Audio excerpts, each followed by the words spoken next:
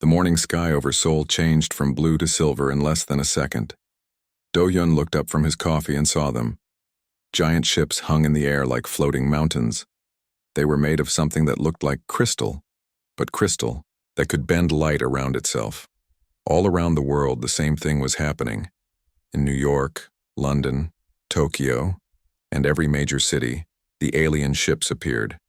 They did not come slowly. They just were not there. Then they were there. Do-hyun was Admiral of the United Earth Defense Council.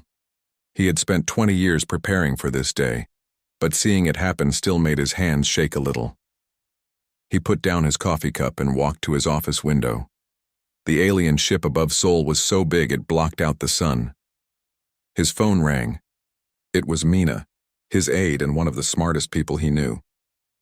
"Admiral," she said, "they are talking to us." Every television, radio, phone, and computer on Earth suddenly showed the same thing. A tall, thin creature with gray skin and large black eyes. It had 4 arms and wore clothes that seemed to be made of liquid metal. "Greetings, primitive species of Terra," the creature said. Its voice was cold and smooth. "We are the Velkans. We protect 17 star systems from danger. Your world is in a good place for our trade routes. We will protect you too." Do-hyun watched carefully. The creature's words came from everywhere at once.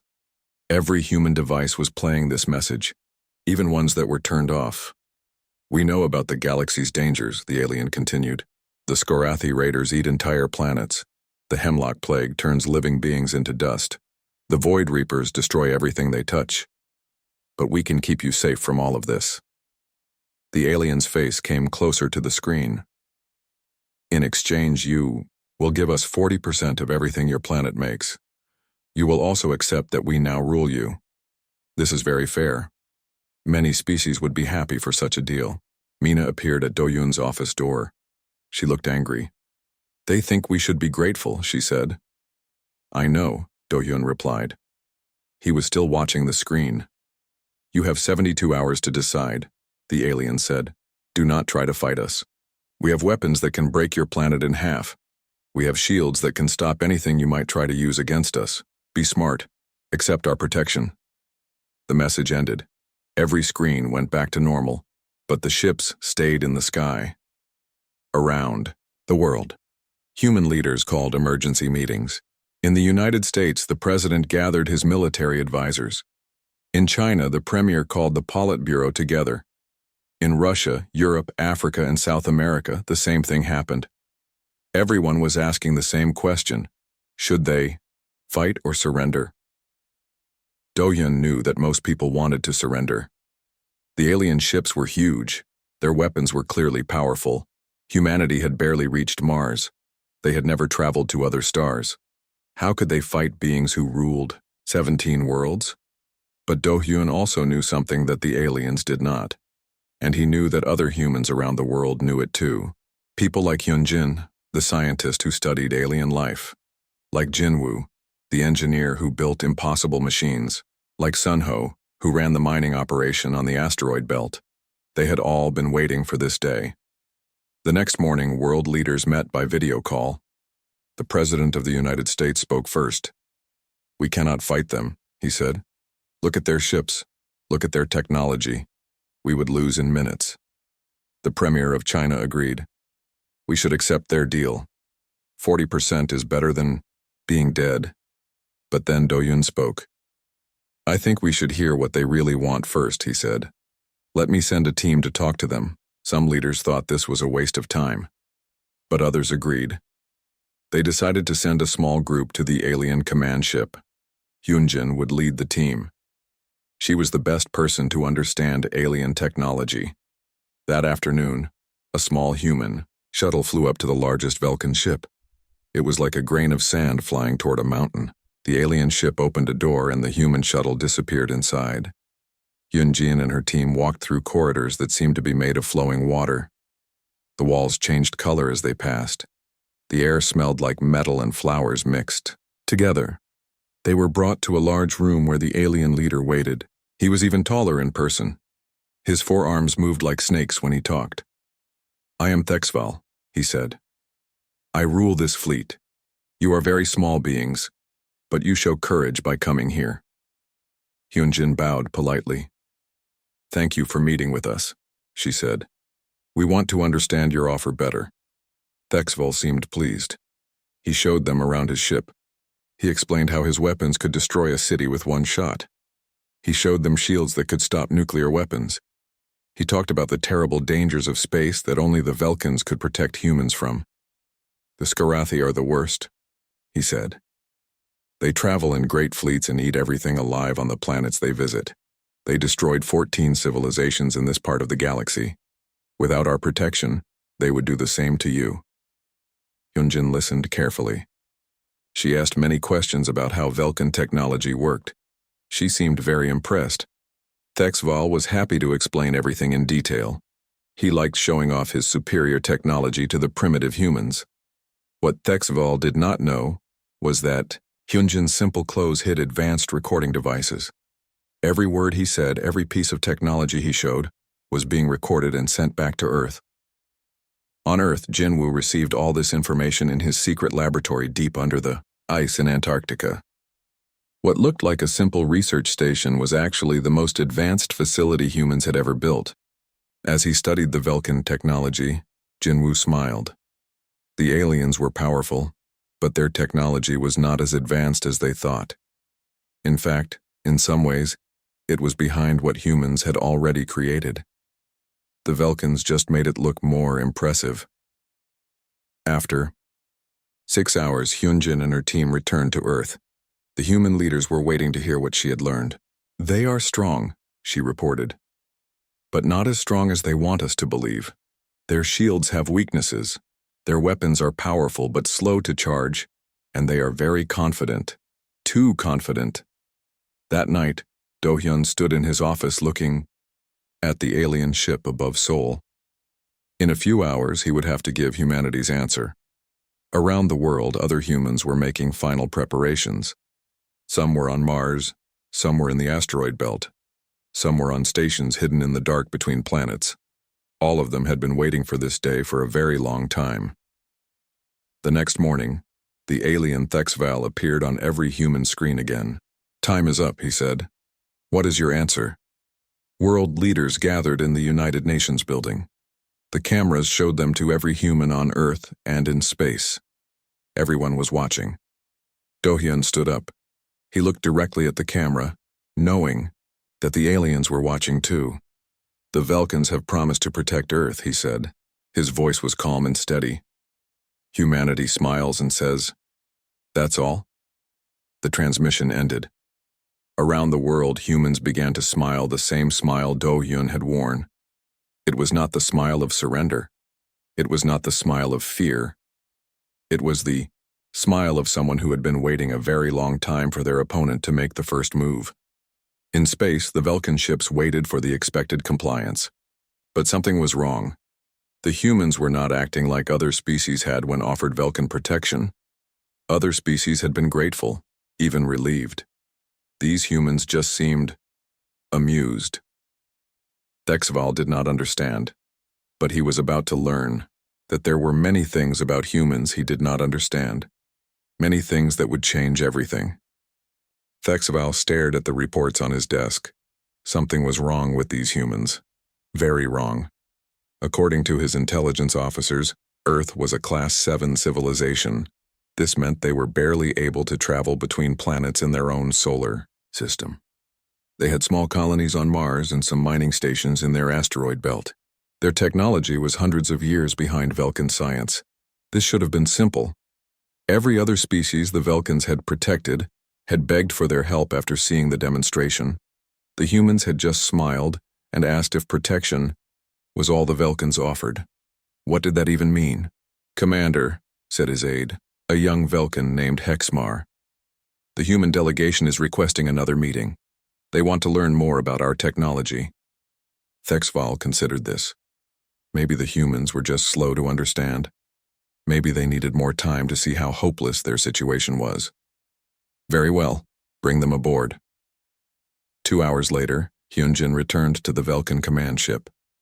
This time, she brought 3 other humans with her. They all looked very interested in everything they saw. "Your ship is amazing," Hyunjin told Thexaval. "We have never seen technology like this. Could you show us how your weapons work?" Thexaval was pleased. Finally, the humans were showing proper respect for Velkan superiority. He took them to the weapon control room. "This is our main plasma cannon," he explained, pointing to a massive device that hummed with energy. "It can destroy a city with one shot. The beam travels at nearly the speed of light. No defense can stop it." One of the human scientists, a man named Kyungho, looked very impressed. "How do you focus the plasma so precisely?" he asked. Thexval was happy to explain. He showed them the magnetic containment fields, the targeting computers, and the power systems. The humans asked many technical questions. They seemed like eager students learning from a master. "And your shields?" Hyunjin asked. "They must be very advanced." "Oh yes," Thexval said proudly. "Our barriers can stop any physical attack. They work by creating a field that pushes away anything moving too fast. Even your nuclear weapons would be useless against them," he demonstrated, by having the ship's computer show how the shields worked. The humans watched carefully and took many notes. What Thexval did not see was the tiny device hidden in Hyunjin's hair. It looked like a simple decoration, but it was actually recording everything in perfect detail. Every word spoken, every technical specification shown, every weakness accidentally revealed. On Earth, Jinwoo sat in his hidden laboratory and watched the transmission. Around him, dozens of other scientists worked at computers and machines that looked nothing like anything the Velkans had seen on their visit to Earth's surface. "Magnetic containment," Jinwoo said to his team. "Their plasma weapons use magnetic fields to hold the energy together. That means they are vulnerable to electromagnetic interference." His colleague Youngsik nodded. "And those shields only work against fast-moving objects. Slow projectiles would pass right through, or objects that accelerate after passing through," added Dahyun, the team's weapons specialist. In another part of the facility, Taehyun studied the information about Velkan ship design. "They put all their important systems in the center of the ship," he said. "Good for protection, bad for heat dissipation. Their ships probably overheat if they fight for too long." All of this information was being sent to human facilities across the solar system. On Mars, Yoonji's team was building new weapons based on what they were learning. In the asteroid belt, Sunho's miners were doing something that was definitely not mining. Back on the Velkan ship, the meeting was ending. Thexval felt good about how it had gone. The humans clearly understood now how outmatched they were. "We hope you will make the right choice," he told Hyunjin. "The galaxy is a dangerous place. You need our protection." "Tell us more about these dangers," Hyunjin requested. "We want to understand what we would be protected from." Thexval was happy to explain. He told them about the Skarathi raiders who traveled in great fleets and consumed everything in their path. He explained about the hemlock plague, a disease that could destroy all life on a planet. He described the Void Reapers, mysterious beings who appeared without warning and left nothing behind. "The galaxy has many predators," he said. "Small civilizations like yours are helpless against them. Only the strong can survive out here. Only the strong can protect the weak." Hyunjin nodded sadly. "It sounds very frightening. How do you know so much about these threats?" "We have fought them all," Thexval said proudly. "For centuries we have been the shield that stands between order and chaos. Every system under our protection is safe because we are strong enough to fight off any attack." After the humans left, Thexval felt confident that they would accept Velkan protection. Who would not want to be safe from such terrible dangers? But on Earth, the information Hyunjin had gathered was causing excitement, not fear. "Look at this," Jinwoo said to his team. "The Skarathi attacks always happen in systems right before the Velkans arrive to offer protection." "And the hemlock plague," added Youngsik. "It only appears on planets that refuse Velkan deals." Dahyun was studying star charts. "These Void Reaper attacks, they follow a pattern.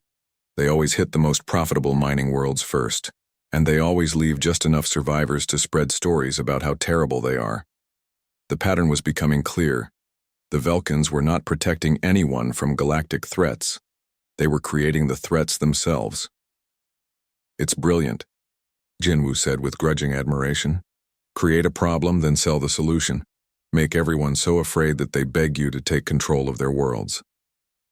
But there was something else in the data that made the human scientists smile. Something that Thexval had revealed without meaning to. "Look at the technical specifications for their weapons," Taehyun said. "Look at their shield frequencies. Look at their ship designs." The others gathered around his computer screen. "They're not as advanced as they pretend to be," Dahyun said slowly. "In fact, some of their technology is quite primitive. Their plasma weapons are powerful but inefficient," Youngsik observed. "They waste enormous amounts of energy, and their targeting systems are slow. Their shields are strong but inflexible," added another scientist. "They cannot adapt to new types of attacks." Jinwoo leaned back in his chair. "They have been bullying primitive civilizations for so long that they have forgotten how to innovate. They just use the same old methods over and over." "While we," said Taehyun with a grin, "have been preparing for this day for decades." At night, secret messages were sent to human outposts throughout the solar system, to the research station on Europa, to the solar collectors near the sun, to the communication relays scattered through the outer planets. All of them received the same message: "The garden is ready for planting." None of the Velkans monitoring human communications understood what this meant.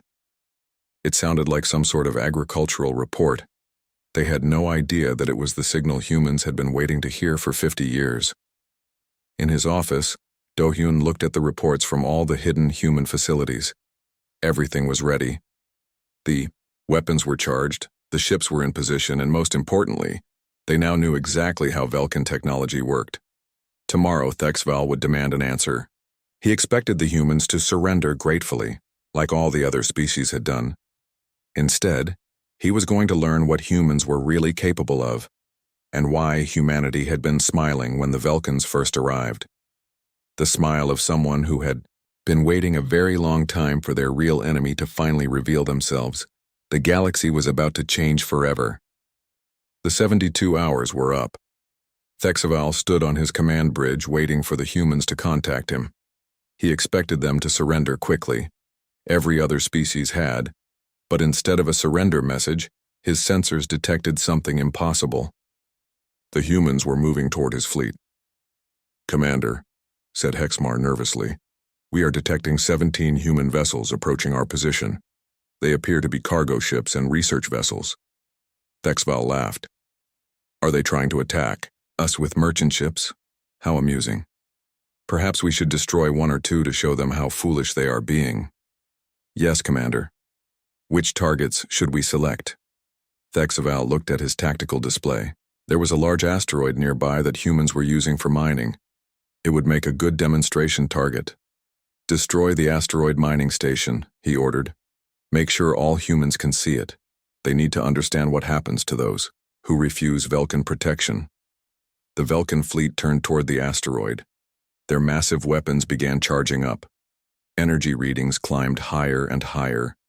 But as they prepared to fire, something happened that had never happened before in Velkan history. The asteroid shot back. Sunho had been waiting on asteroid base Omega-7 for 3 years. To the Velkans, it looked like a simple mining operation. Giant machines moved rocks around. Cargo ships came and went. Everything appeared normal. What they could not see was what the mining machines were really doing. The ore processors were actually magnetic railguns. The mining tunnels were weapon emplacements. The cargo containers were missile launchers. And Sunho was not a miner. He was a weapons officer in the secret Earth Defense Force. When the Velkan ships began charging their weapons, Sunho smiled. "All stations," he said into his communicator. "This is Omega-7. The aliens want to play. Let's play." The asteroid suddenly came alive. What had looked like mining equipment revealed its true purpose. Massive railguns swung around and locked onto the Velkan command ship. In less than 2 seconds they fired. The projectiles were simple chunks of metal, but they were moving at 15% of light speed. At that velocity, even a small piece of iron hit like a nuclear bomb. The first shot struck the Velkin command ship's shields. The barrier held, but barely. Energy readings on the Velkin ship went wild. "Impossible," Thexval shouted. "Their technology cannot penetrate our defenses." But the second shot hit before he finished speaking. And the third. And the fourth. The human railguns were not firing plasma or energy beams. They were firing solid metal, accelerated to incredible speeds by magnetic fields. The Velkin shields, designed to stop fast-moving particles, could not handle the sustained kinetic bombardment. On the fifth shot, the shields failed. The sixth shot punched through the command ship's hull like it was paper. "Damage report," Thexval screamed. "Hull breach on decks 7 through 12, Hexmar reported. "We have lost primary power to the forward weapons array. How are they doing this?" Before anyone could answer, more impossibilities began happening. Around Earth, the weather satellites that had been orbiting peacefully for decades suddenly moved. They broke apart and reassembled themselves into new configurations. What had looked like simple communication devices revealed themselves as orbital weapons platforms. Yunji watched from the command center hidden beneath the Antarctic ice. "All orbital platforms are online," she reported. "Particle beam arrays are charged and ready. Fire at will," came Doyun's voice over the communication system. Beams of pure energy lanced out from Earth's orbital stations. They struck 3 Velkin ships simultaneously. The aliens had never seen weapons like these before. The beams passed right through their shields as if they were not there. "How?" Thexval demanded. "How are they penetrating our defenses?" His science officer, an elderly Velkin named Kexdal, studied the energy readings with growing horror. "Commander," he said slowly, "their weapons are operating on frequencies we have never encountered. Our shields cannot stop them because we never programmed them to recognize this type of energy." But the surprises were far from over. In space, what had looked like a simple cargo vessel suddenly dropped its disguise. The ship that the Velkins had catalogued as Merchant's Dream shimmered and changed shape. Holographic projectors shut down, revealing the true ship underneath. Taehyun stood on the bridge of what was actually the EDS Retribution, one of humanity's most advanced warships. It had been hiding in plain sight for 2 years, pretending to be a harmless trader. "All hands," he announced. "Drop stealth protocols. Show them what we really are." Around the Velkin fleet, dozens of human ships revealed themselves. Asteroids split open to show hidden weapons. Space debris came alive with engines and guns. Even some of the planet's moons began moving in ways that moons were not supposed to move. "Impossible," Thexval whispered. "We surveyed this system. There were only 3 small colonies." "Commander," Hexmar said, his voice shaking, "we are detecting over 200 human vessels. They were here all along, hiding." On Earth, Doyun's voice reached every human ship and every Velkin vessel in the system. "You offered to protect us," he said calmly. "How thoughtful. But you see, we have been protecting ourselves for quite some time." The human fleet moved with perfect coordination. Ships that had seemed scattered and random suddenly formed attack formations. Weapons fired with precise timing. Every shot was calculated to cause maximum damage with minimum waste. The Velkins were not used to fighting an enemy that fought back effectively. For centuries, they had attacked primitive civilizations that could barely defend themselves. They had forgotten what real combat felt like. "Return fire," Thexval ordered. "All ships return fire." But the Velkin weapons were slow to charge and slower to aim. By the time they locked onto a human ship, it had already moved to a new position. The human vessels were small and fast, darting around the massive Velkin ships like insects around giants, and the human weapons kept firing. Railguns sent metal projectiles that hit like hammers.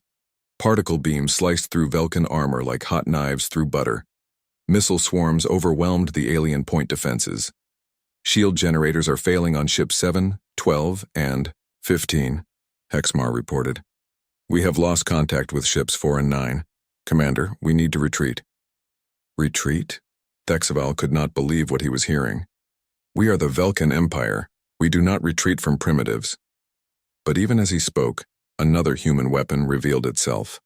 The planet Mars, which the Velkans had dismissed as a small human colony, suddenly fired a beam of energy that was wider than most Velkan ships. It struck the largest vessel in the alien fleet and cut it completely in half. Na-Young, the commander of the Mars defense platform, smiled as she watched the alien ship break apart. "That's for calling us primitive," she said. The battle was not even close. The Velkans had powerful weapons and strong shields, but they were designed for bullying weaker civilizations. The humans had spent decades preparing for this exact fight. Every weapon was designed to exploit Velkan weaknesses. Every tactic was planned to counter Velkan strengths. Within an hour, half the Velkan fleet was destroyed or disabled. The rest were trying to retreat, but human ships were already moving to surround them. "Commander," Hexmar said desperately, "we must withdraw. We cannot win this battle." Thexval stared at the tactical display in disbelief. Everything he had believed about the galaxy was wrong.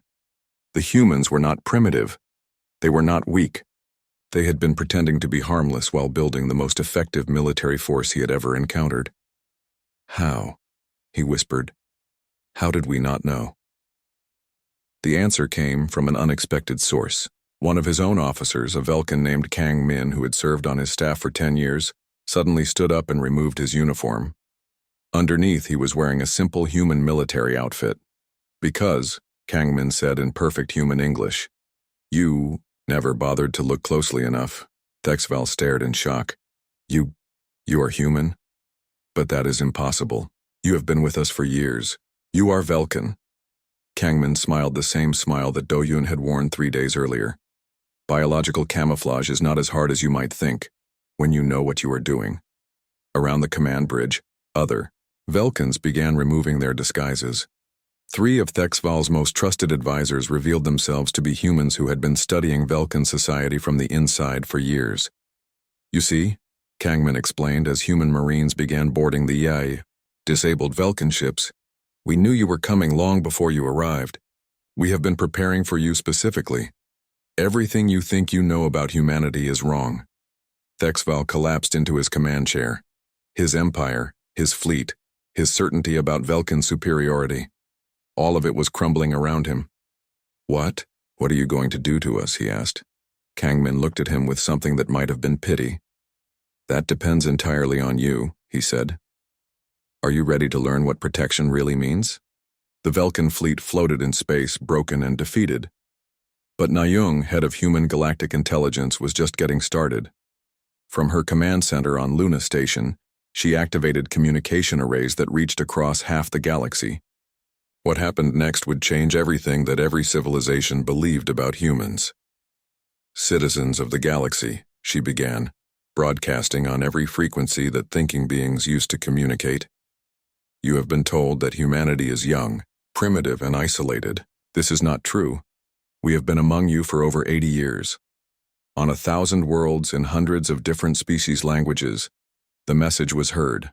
The translation was perfect, the signal was clear, and the words were impossible to ignore. For 8 decades we have watched, we have learned, we have prepared, and we have been protecting you from threats you never knew existed." Thexval, still trapped on his damaged command ship, watched in horror as the human revealed information that should have been impossible for any single species to possess. "The Skorathi raids that have terrorized the Outer Rim for 2 centuries were not random attacks," Na-Young continued. "They were coordinated by the Velkan Empire to create fear and demand for protection. In the Skorathi home system, Heron had been living as a cultural attaché for 12 years. She looked exactly like a native Skorathi, with scaled skin and multiple eyes. But now she stood before the Skorathi High Council and revealed her true nature. "I am human," she announced, removing the biological disguise that had fooled even their most advanced medical scanners. "I have been studying your species to understand how the Velkans have been controlling you." The Skorathi leaders stared in shock. Their most trusted advisor from the neutral world of Kepler 442b was actually a member of the species they had been told to raid. "The attack orders that you believed came from your war chiefs," Heron explained, "actually came from Velkan agents. They have been using your natural hunting instincts to terrorize other worlds. Every raid made other species more desperate for Velkan protection. Across the galaxy, similar revelations were happening. On dozens of worlds, humans who had been living as natives for years or even decades revealed themselves. They had infiltrated every major civilization, learned their secrets, and discovered the truth about the galaxy's power structure. On the Hemlock Research Station, Dr. Minje had spent 15 years pretending to be an Andraxian scientist. The Andraxians were known throughout the galaxy as the species that had discovered the cure for the terrible Hemlock Plague. The plague was never natural, Minje announced to his shocked colleagues. It was a Velkan bioweapon. And the cure you developed only works because we gave you the genetic sequence you needed. The evidence poured out like water from a broken dam. Star charts showing Velkan ships and systems just before Void Reaper attacks. Communication intercepts proving that the unstoppable raiders were actually Velkan privateers in disguise. Financial records showing how the Velkans profited from every crisis they created. But Na Young was not finished. The next revelation was even bigger. The threats you fear most are gone, she announced. The Void Reapers were destroyed 3 years ago by human forces. The Skarathi raiders will trouble no one ever again. They are now working with us to repair the damage their forced attacks caused. The Hemlock Plague has been completely eliminated from 17 star systems. Ji-hyun, speaking from what the galaxy had believed was a dead world for 30 years, appeared on screens throughout known space. Behind her was a thriving research facility that had been hidden by advanced holographic projectors. "This is Research Station Demeter," she said. "For 30 years we have been monitoring and neutralizing galactic threats. What you know as the Great Silence that ended the Void Reaper attacks was not a natural phenomenon. It was a human cleanup operation." The images she shared showed massive human fleets in deep space, fighting creatures that most civilizations believed were myth. Ships larger than Velkan dreadnoughts, weapons that could destroy entire attack fleets, and technology that seemed almost magical in its advancement. "We did not hide from the galaxy's dangers," Ji-hyun continued. "We have been systematically removing them. Every time a threat appeared that was too large for local civilizations to handle, human forces dealt with it quietly. You never knew we were there because we did not want credit. We wanted results." On his ruined command ship, Thexval finally understood the magnitude of what had happened. The humans had not just defeated his fleet. They had been secretly running galactic security for decades while letting everyone else think they were primitive newcomers. "How many of you are there?" he whispered to Kangmin, the human who had been pretending to be his aide. Kangmin smiled, sadly. "More than you can imagine. We have been gardeners, Thexval, and this galaxy has needed a lot of tending." The revelations continued. Wu Jin, who had been embedded in the Velkan communication network since its creation, began broadcasting the Empire's darkest secrets to every world they had ever protected. "The protection fees you paid," he announced, "funded the very threats you were being protected from. Every credit you gave to the Velkans was used to buy ships for fake pirate fleets, to develop bioweapons that would be used against disobedient worlds, and to maintain the illusion that you needed them. On 17 different worlds, populations that had lived in fear for generations learned that their protectors were actually their oppressors. The reaction was swift and decisive. On Kepler 442b, the first Velkan colony world, Suyong had been Aya, working as an archaeological researcher for 8 years. But the artifacts she had been studying were not ancient relics. They were weapons caches that humans had hidden throughout the planet decades earlier. "Citizens of Kepler 442b, she announced to the planet's communication network, "you are free. The Velkan garrison that has controlled your world for 20 years numbers only 3,000 soldiers. You number 40 million, and now you have the weapons to fight back." Hidden storages throughout the planet opened, revealing advanced human weapons and equipment. The Velkan garrison, which had seemed invincible when they were the only ones, with advanced technology, suddenly found themselves outnumbered and outgunned by people they had thought were helpless. Similar uprisings began on every Velkan-controlled world. But these were not chaotic rebellions. They were carefully coordinated operations led by humans who had been planning them for years. We did not come to conquer, Nayung explained to the galaxy. We came to liberate. Every world that suffered, under Velkan protection, now has the chance to govern itself. Every species that was forced to pay tribute now keeps what they earn. Every civilization that lived in fear can now live in peace. The scope of the human operation was staggering. For 80 years, they had infiltrated every major government, military, and trading organization in the galaxy. They knew everything, about everyone. They had maps of every trade route, copies of every treaty, and profiles of every important leader. But we never used this information for conquest, Nayung continued. We used it for protection, real protection, not the false security the Velkans offered, but genuine safety for all thinking beings. Seungmin, broadcasting from a facility that had been disguised as a gas giant's moon for 40 years, shared the final piece of the puzzle. The galaxy you know is ending, he said. Not through destruction, but through transformation. No more protection rackets, no more artificial threats, no more empires built on fear. From now on, species will work together as equals, sharing knowledge and resources for the benefit of all. The reaction across the galaxy was immediate. Some species were angry at being deceived, even if it was for their own good. Others were grateful to finally be free from fear. Most were simply stunned to learn how wrong they had been about everything. But on Earth, Admiral Do-hyun was already looking toward the future. He stood before the United Nations Assembly, which was now truly united for the first time in human history. The revelation is complete, he announced. Every major civilization in the galaxy now knows the truth about humanity's role in galactic affairs. Some will see us as saviors. Others will see us as manipulators. Both views are partially correct. He paused, looking at the representatives of every human settlement from Mercury to the Kuiper Belt. But what matters now is what we do next. We have shown the galaxy that protection through strength is possible. Now we must show them that prosperity through cooperation is even better. The age of secret guardianship was over. The age of open partnership was about to begin, and humanity, which had spent 80 years preparing for this moment, was ready to help the galaxy grow into something better than it had ever been before. The truth spread across the galaxy faster than light itself. On every world that had lived under Velkan protection, the same thing happened. People who had believed they were safe discovered they had been prisoners. People who had thought they were protected learned they had been enslaved. Wu Jin had been waiting for this moment for 15 years.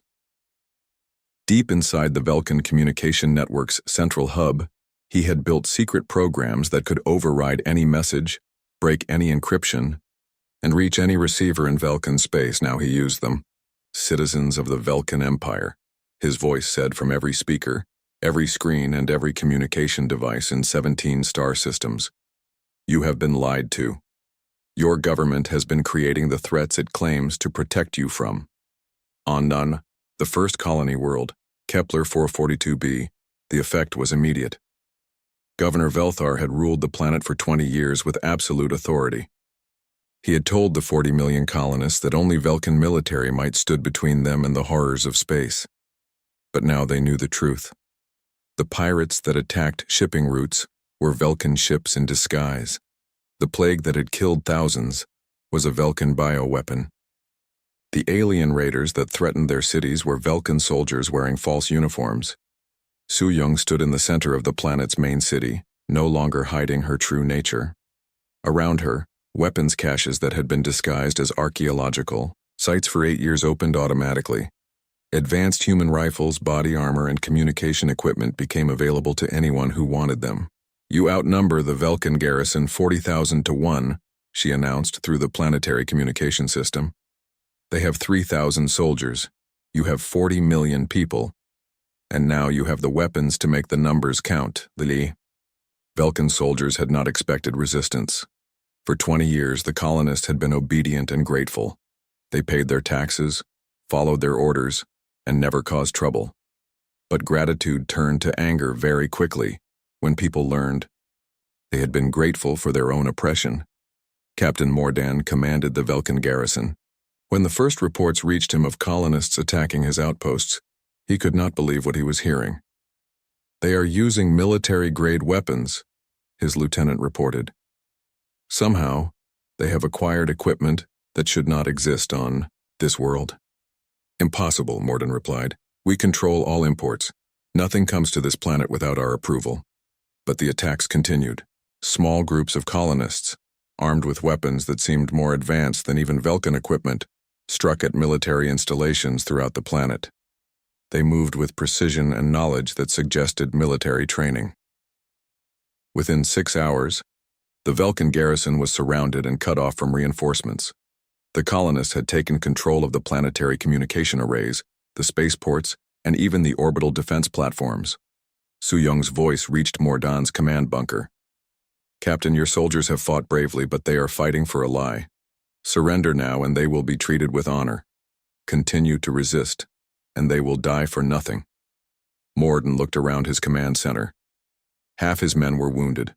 Their ammunition was running low, and the colonists seemed to know exactly where every Velkin position was located. "How?"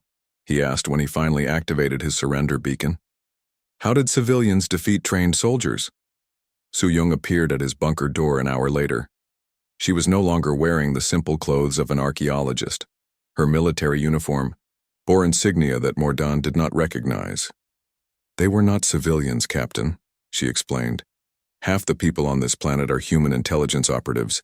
The other half are colonists who have been secretly trained and equipped for this day. We have been planning this operation since before your garrison was even established. The same thing was happening on 16 other worlds. Every Velkin colony, every protected system, every safe trading post was experiencing the same coordinated uprising. On New Arcturus, Yongyu had spent 12 years pretending to be a simple trader. But when the signal came, he revealed that his trading post was actually a weapons depot containing enough equipment to arm 50,000 people. On Crimson Harbor, Soyon's entertainment center turned out to be a training facility where colonists had been learning military tactics disguised as sports and games. On Deepwater Station, Junyoung's agricultural research had actually been developing methods for disabling Velkin life support systems without harming the civilians who depended on them. Every human agent had been preparing their world for liberation. Every colonist who wanted freedom had been quietly trained and equipped.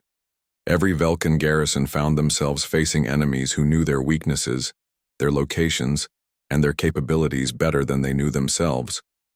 But the most devastating blow to Velkin power came from an unexpected source, their own people. Thexval, still imprisoned on his captured command ship, watched in horror as reports came in from the Velkin homeworld itself.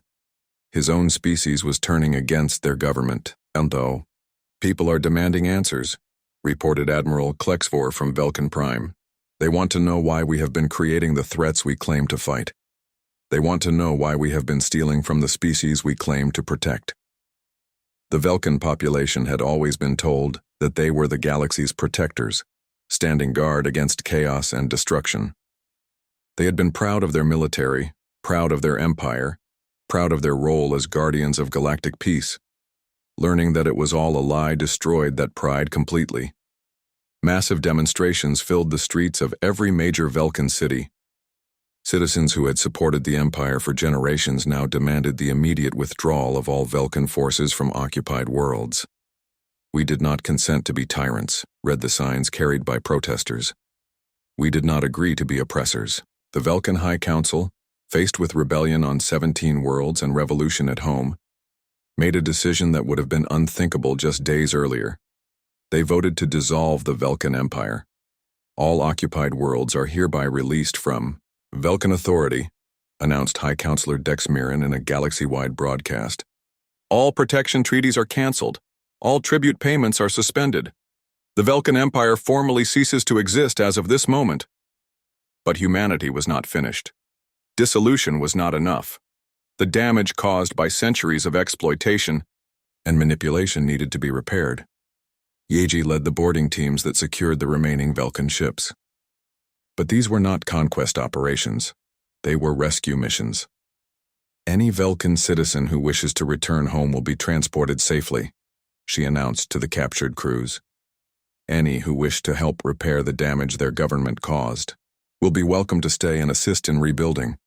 Many Velkans, horrified by what they had learned about their own empire, chose to stay. They wanted to make amends for the suffering their people had caused. Thexval was among them. I spent my entire life believing I was protecting the galaxy, he told Kangman as human engineers worked to repair his damaged ship. I thought we were heroes. I thought we were necessary. Kangman looked at the former Velkan commander with sympathy. You were protecting someone, he said. You were protecting the Velkan elite who profited from keeping everyone else afraid and dependent. The tragedy is that you never knew it. What happens now? Thexval asked. What happens to my people? What happens to the worlds we abandoned? Now, Kangman replied, we all work together to build something better, something based on cooperation instead of fear, on partnership instead of dominance. Around the galaxy, the work of reconstruction was already beginning. Human advisors were helping former Velkan colonies establish their own governments. Human engineers were sharing technology that would allow independent worlds to defend themselves. Human doctors were distributing real cures for diseases that the Velkans had been using as weapons. But perhaps the most important work was being done by humans like Dongyun, who was leading teams to every world that had suffered under Velkan rule. We are not here to replace Velkan authority with human authority, he explained to the newly liberated populations. We are here to help you build the authority you want for yourselves. The transformation was not easy. Some worlds struggled with the sudden freedom after generations of dependency. Others found it hard to trust any outside help, even from the humans who had liberated them. But gradually a new kind of galaxy began to emerge, one where species cooperated because they chose to, not because they were forced to. One where technology was shared freely instead of being hoarded as a source of power. One where strength was measured by what you could build together, not by what you could destroy alone. The Velkan Empire was gone. In its place was something the galaxy had never seen before, a true partnership of equals, working together to create prosperity and security for all. And at the center of it all were the humans who had spent 80 years preparing for this day, ready to serve not as rulers or protectors but as gardeners helping the galaxy grow into its full potential. The age of empires was over. The age of cooperation had begun. 6 months after the fall of the Velkan Empire, the galaxy looked completely different. Where once there had been fear, now there was hope. Where once there had been tribute and oppression, now there was trade and cooperation. Where once there had been artificial scarcity, now there was shared abundance. Minjun stood at the podium of the newly constructed Unity Station, looking out at representatives from 47 different species. Behind him, through the massive windows, ships from dozens of worlds worked together to build humanity's first official embassy to the galaxy. It was not a fortress. It was not a weapon. It was a symbol of partnership, built with materials donated by every free world and designed by architects from 12 different species working together. For 80 years we watched, Minjun told the assembled delegates. We studied your wars, your suffering, your potential. We saw civilizations destroyed, not by external threats but by those who claimed to protect them. We decided that the galaxy needed gardeners, not rulers. In the audience, Thexval listened carefully. The former Velkan commander now wore the simple clothes of a reconstruction volunteer. He had spent the last 6 months working on worlds his empire had damaged, trying to repair some of the harm he had unknowingly caused. The human plan, Minjun continued, was never conquest. It was cultivation.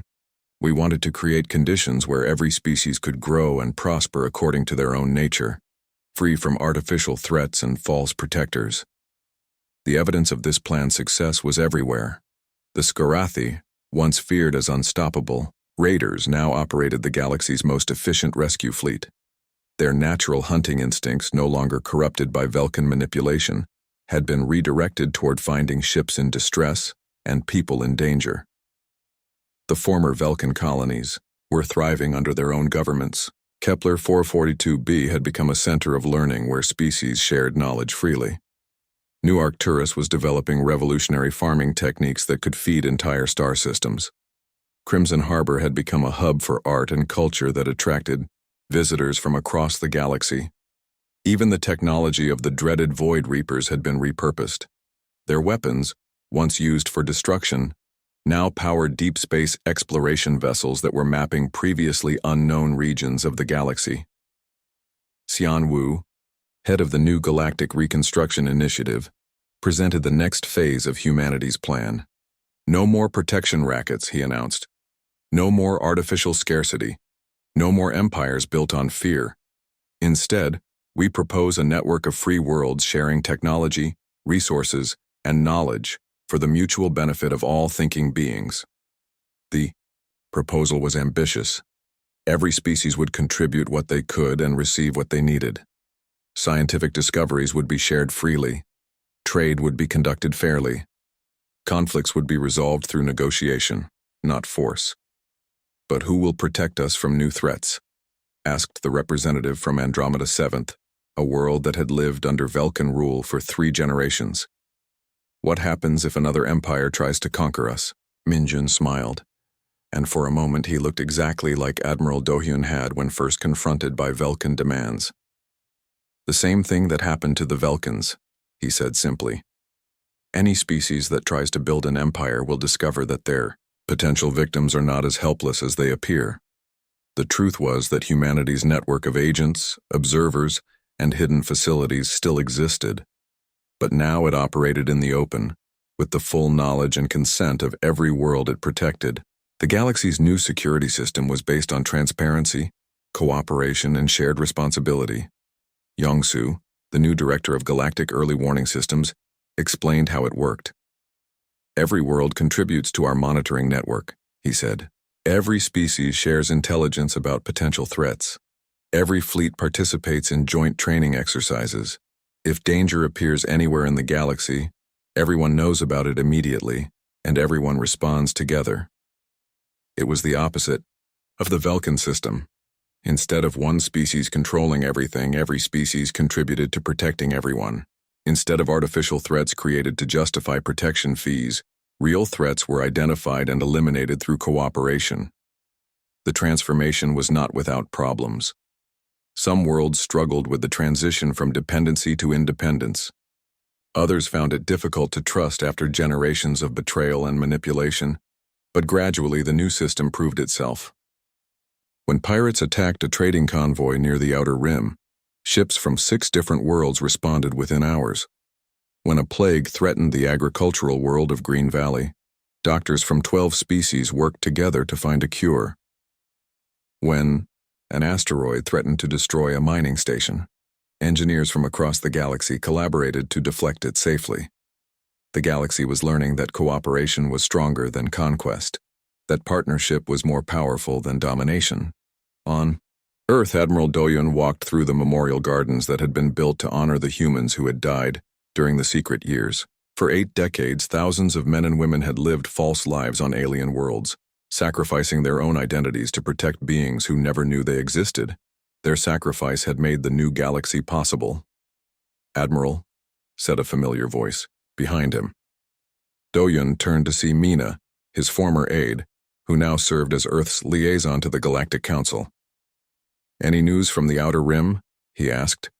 "The exploration fleet has made contact with 3 new civilizations," she reported. "All of them are interested in joining the Galactic Partnership, and none of them are asking for protection." Do-hyun smiled. Each new species that joined the partnership made the galaxy stronger and safer for everyone. The days of isolated worlds, living in fear of unknown threats, were ending. That evening, on the very edge of explored space, Jiwan prepared to make first contact with yet another species. The young diplomat's ship approached a world that had never seen visitors from the stars. The planet's inhabitants had detected her ship and were broadcasting messages of fear. They expected invasion, conquest, or at minimum some demand for tribute. Every story they had heard about contact with spacefaring civilizations involved submission to superior force. Jiwan's response was broadcast on every frequency the planet's people used. Greetings, she said in their own language, which human linguists had decoded from their communications decades earlier. I am Jiwan of Earth, representing the Galactic Partnership. We have been watching your world for some time, and we are impressed by your achievements. The planet's leaders gathered to hear this message, expecting demands and ultimatums. Instead, they heard something unprecedented. We are not here to conquer or rule you, Jiwan continued. We are not here to demand tribute or submission. We are here to offer friendship, knowledge, and partnership. Your world has much to contribute to galactic civilization, and galactic civilization has much to offer you in return. The planetary leaders were suspicious. What do you want from us? Their spokesman asked. Jiwan smiled the same smile that humanity had worn when first confronted by Velkan demands. It was the smile of someone who genuinely wanted to help, not someone who wanted to exploit. We want to help you grow, she said. The galaxy is a garden, and gardens are meant to flourish. Her ship's sensors showed dozens of vessels emerging from hyperspace around the planet. But these were not invasion fleets. They were ships from every member of the Galactic Partnership, coming to welcome a new species into the community of free worlds, Skorathi rescue vessels, former Velkan engineering ships, human exploration craft, and vessels from 46 other species all arrived together. Each one carried gifts, technology, knowledge, art, and most importantly, friendship. The planet's people looked up at their sky, now filled with ships from across the galaxy, and realized they were not being conquered. They were being invited to join something magnificent. As Jiwan's ship landed in their capital city, she carried with her the same message that humans had been spreading across the galaxy for 6 months. The age of empires was over. The age of cooperation had begun, and every world, every species, every thinking being was invited to help build a future where no one lived in fear and everyone could reach their full potential. The aliens had promised to protect Earth. Humanity had smiled and said, "That's all?" Because humanity's protection had never been for Earth alone. It had been for everyone. And now finally everyone knew it. The garden was growing, and it was beautiful. In the years that followed, historians would mark the day of first Velkan contact as the beginning of the galaxy's golden age, not because of what the Velkans offered, but because of how humanity responded, with patience, with preparation, with wisdom, and with a smile that said, "We can do better than that. Let us show you how." The galaxy learned, the galaxy grew, the galaxy flourished, and humanity, the species that had once been dismissed as primitive newcomers, became known as the gardeners who had helped everyone else bloom. It was exactly what they had always planned to be.